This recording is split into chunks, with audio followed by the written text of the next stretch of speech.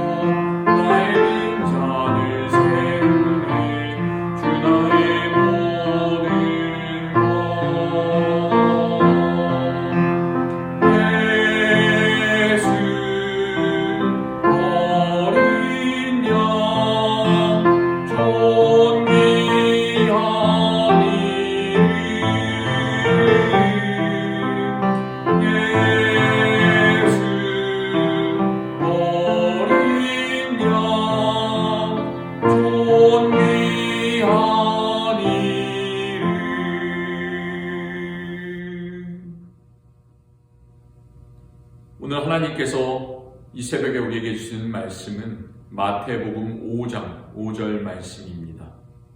마태복음 5장 5절 말씀을 제가 봉독하겠습니다. 온유한 자는 복이 있나니 그들이 땅을 기업으로 받을 것이니요. 다시 한번 읽겠습니다. 온유한 자는 복이 있나니 그들이 땅을 기업으로 받을 것이니요. 우리가 읽은 이 말씀에는 기업이라는 말이 나옵니다. 기업을 다른 말로 하면 유업이라고, 유산이라고도 말할 수가 있겠습니다. 2018년 한국의 조사에 따르면 한국 전체 가구 중에서 얼마나 많은 사람들이 유산을 주고받았을까요? 약 18%가 상속을 받았다고 합니다. 그리고 상속받는 사람들이 받았던 그 평균 자산이 얼마였냐고 하면 약 1억 6천만 원이었다고 합니다. 그럼 미국은 어떨까요? 2019년 통계가 있더라고요. 2019년의 조사에 따르면 미국 중산층들이 평균적으로 약 11만 달러를 유산으로 물려준다는 그 기록을 찾을 수가 있었습니다. 한번 생각해 보세요. 만약에 11만 달러가 갑자기 내 수중에 들어왔다. 그러면 그 돈을 어디에 쓰시겠습니까? 처음에는 갑자기 들어온 그 돈 때문에 마음이 참 행복해질 수가 있을 것 같습니다. 그런데 빚을 갚고 또 자녀들에게 조금 주고 또 집을 고치고 이런 필요한 몇 군데에 조금씩 쓰다 보면 그만큼의 돈은 아마도 금방 사라져버릴 것 같아요. 우리가 11만 달러가 아니라 100만 불, 1000만 불을 가진다고 하더라도 그 세상에 있는 돈은 우리들의 마음의 욕심과 또 필요를 다 채워주지 못합니다. 예수님께서 이 땅에서 사역을 시작하시고 얼마 되지 않았을 때 이미 아주 많은 무리들이 예수님의 말씀을 듣고자 그를 따르기 시작했습니다.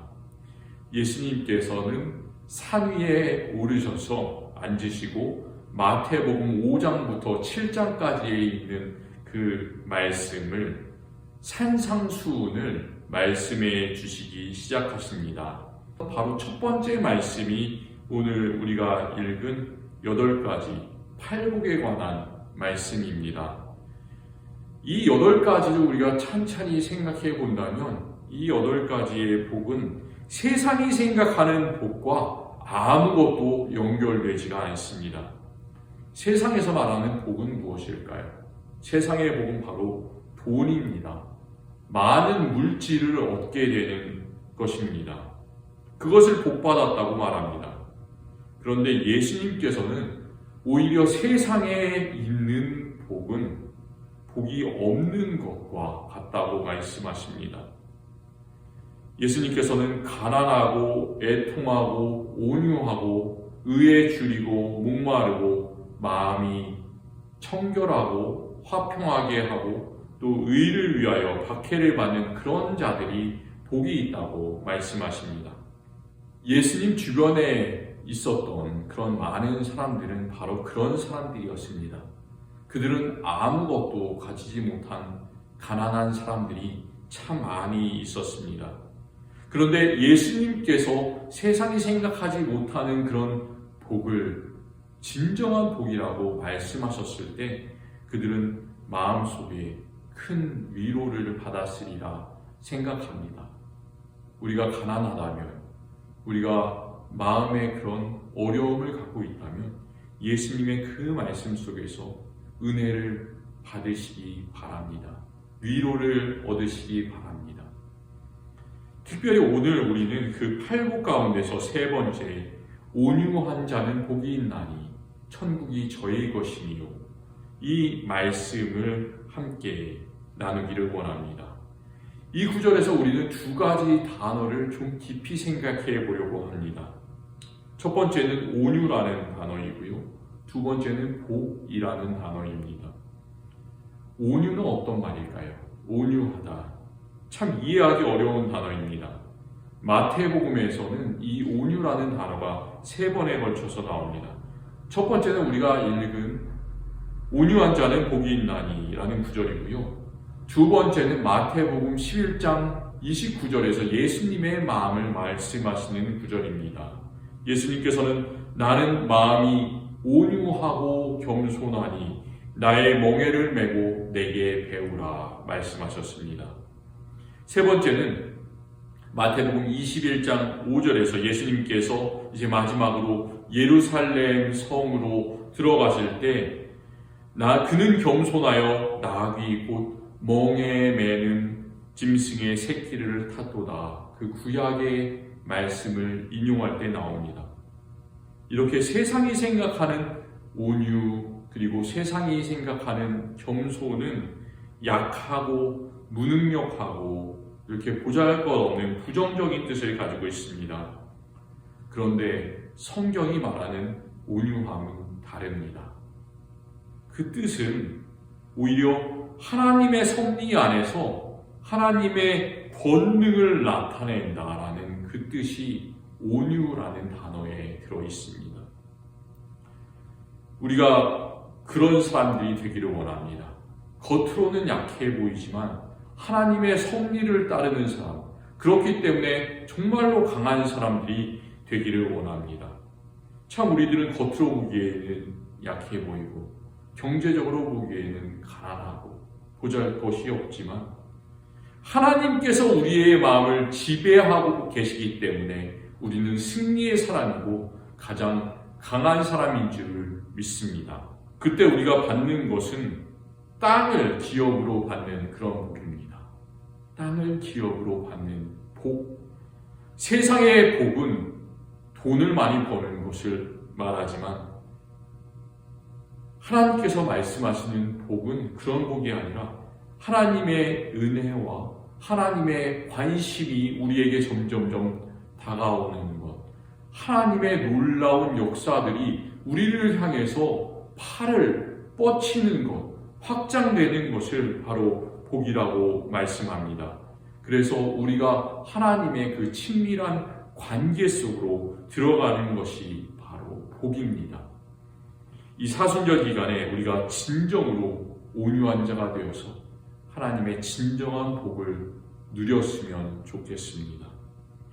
내일 토요일은 우리가 함께 교회에서 오전 7시에 모여서 요한복음 13장 13절로 15절까지의 말씀으로 은혜를 나누겠습니다. 오늘 하루 주님 안에서 진정한 복을 누리면서 온유한 자로 살아가시기를 바랍니다. 기도하겠습니다. 하나님, 말씀 주심에 참으로 감사드립니다.